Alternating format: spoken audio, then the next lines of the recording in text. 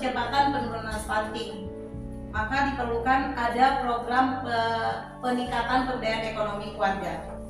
Terima kasih. Dan kegiatan pengembangan model kemitraan, permodalan, pemasaran atau pilot project pemberdayaan ekonomi keluarga peduli stunting tanggal 22 November 2023 secara resmi saya buka atas nama kita semua dengan mengucapkan Bismillahirrahmanirrahim.